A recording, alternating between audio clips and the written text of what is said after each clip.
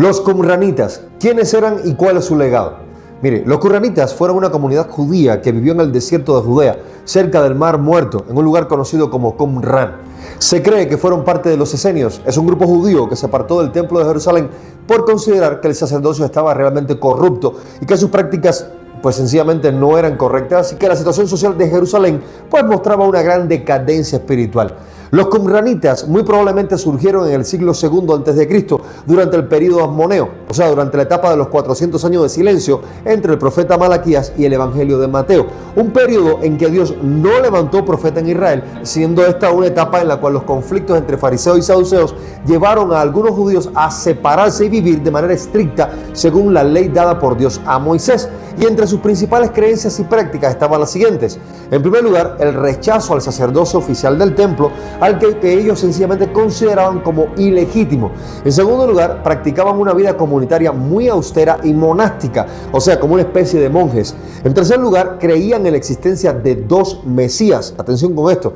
Uno sacerdotal que restauraría el orden religioso y la pureza del templo de Jerusalén, y otro Mesías que es realmente un líder militar y político que se levantaría para liberar al pueblo judío del dominio extranjero y entonces restaurar la justicia y el reino de Israel. Algunos estudiosos consideran que los qumranitas estaban realmente obsesionados con la pureza ritual, practicando baños purificadores constantes, conocidos como el mikvaot. También tenían un calendario que era distinto al del templo y esperaban un juicio final, donde los hijos de luz, o sea, ellos mismos, serían salvados de los hijos de las tinieblas, todos los que fueran sus enemigos, incluyendo el sacerdocio del templo, y que serían finalmente destruidos. Ahora, ¿por qué los qumranitas se separaron al desierto? Pues la razón es muy sencilla, ya lo hemos mencionado. Ellos consideraban que el sacerdocio en Jerusalén había sido corrompido, especialmente bajo los asmoneos y los saduceos. Su líder, a quien ellos consideraban muy probablemente el maestro de justicia, estableció la comunidad en el desierto para vivir de manera pura hasta la llegada de sus Mesías. Por lo tanto, sus profecías no hablaban únicamente de un Mesías con doble función, sino de dos figuras mesiánicas distintas, cada uno con su función específica, una con la función sacerdotal y otra con la función política y militar. Entonces, una de esas prácticas muy simbólicas que demuestran el rechazo de los qumranitas al sacerdocio oficial del templo de Jerusalén era que una vez que estaban en el desierto, ellos oraban de espaldas al sol en oposición total a las prácticas del sacerdocio en el templo, porque los sacerdotes del templo solían orar y ofrecer sacrificios mirando al este, hacia el lugar donde sale el sol. Pero para los qumranitas esta práctica tenía connotaciones paganas y era una prueba más de la corrupción sacerdotal. Por lo tanto, orar de espaldas al sol simbolizaba su separación del sistema religioso oficial y su compromiso con un camino que fuera mucho más puro y legítimo según la ley de Moisés. Además, uno de los escritos encontrados en Qumran, conocido como la regla de la comunidad 1QS 926, menciona que los miembros de la comunidad oraban de espaldas al sol, lo cual se contrapone a la práctica del templo en Jerusalén. Por lo tanto, orar de espaldas al sol es un claro símbolo de su rechazo. Mire, el desierto también tenía un significado muy especial en la tradición judía. Era un lugar de prueba y de purificación. Representaba el llamado de Dios a su pueblo, como vemos en el libro de Éxodos y también en Deuteronomio 8:2. Y en Isaías 40:3 nos menciona: voz que clama en el desierto, preparad el camino del Señor. Y este es un versículo que resulta clave en el ministerio de Juan el Bautista posteriormente.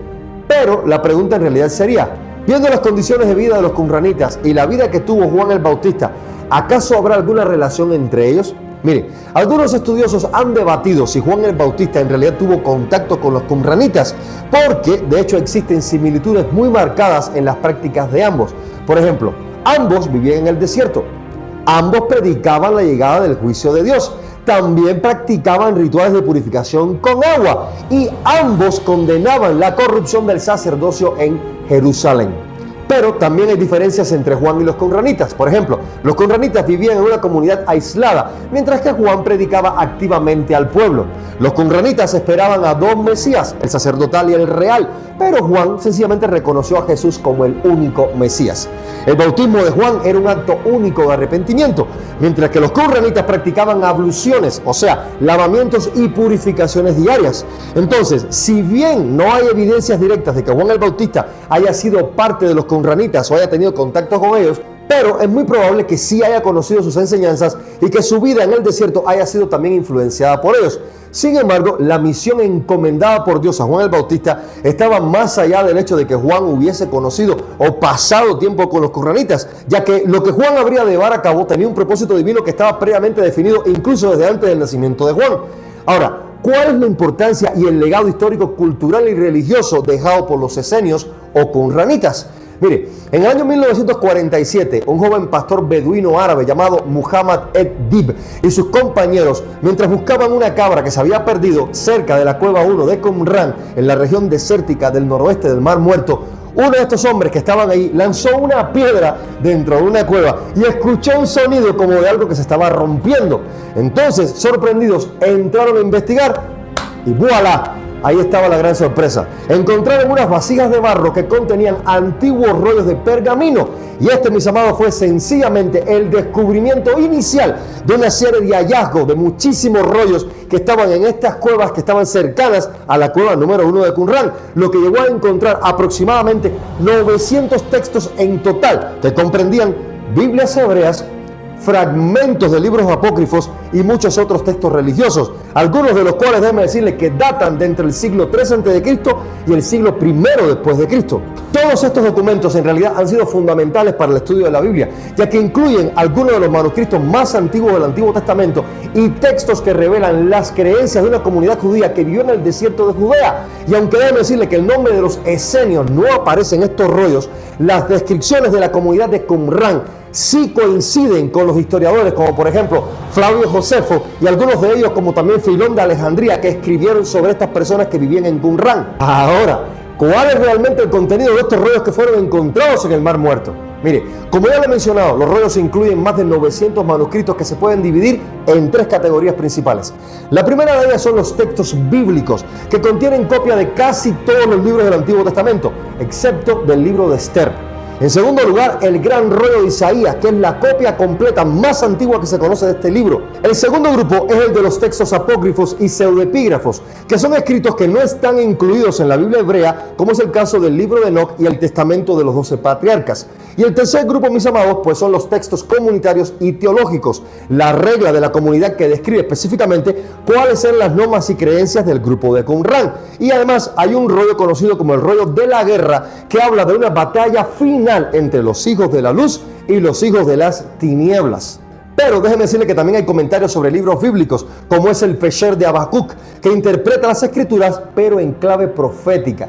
Mire, se cree que los miembros de la comunidad escondieron los rollos en grandes recipientes de barro antes de la inminente destrucción del asentamiento de Qumran por los romanos en el año 68 después de Cristo, durante la Primera Guerra Judía. Pero lo cierto es que el descubrimiento de estos rollos ha tenido un impacto tremendo, una revelación bíblica enorme. Por lo siguiente, para confirmar la fidelidad de la transmisión de los textos bíblicos, para ofrecer información sobre las creencias y prácticas del judaísmo en el tiempo de Jesús, para iluminar el trasfondo de algunos conceptos que aparecen en el Nuevo Testamento, como es el caso del Mesías, el juicio final y el reino de Dios. Por lo tanto, los qumranitas, mis amados, esta comunidad apartada que buscaba la pureza espiritual y la restauración de Israel, dejó un legado enorme, de grandísima importancia histórica y religiosa. Sus manuscritos incluyen algunos de los textos más antiguos de la Biblia. Eso es algo maravilloso y proporcionan una visión única, detallada sobre el judaísmo, el segundo templo y las comunidades de la época. Y si bien es cierto que los cristianos creemos en la palabra de Dios por fe, permítame decirle también que los rollos del Mar Muerto, escritos, preservados por una comunidad judía que vivió en aquel desierto de Judea, posiblemente los esenios allá en Qumran, se descubrieron en el siglo XX. Ciertamente ha sido fundamental para comprender la historia y confirmar la autenticidad de la Biblia y reafirmar su contenido como palabra inspirada por Dios. Por lo tanto, mis amados, espero en el Señor que este estudio le resulte revelador y de provecho histórico y cultural y saque usted pues sus propias conclusiones. Paz, gracia y misericordia de Dios sea con todos y que el Señor le bendiga.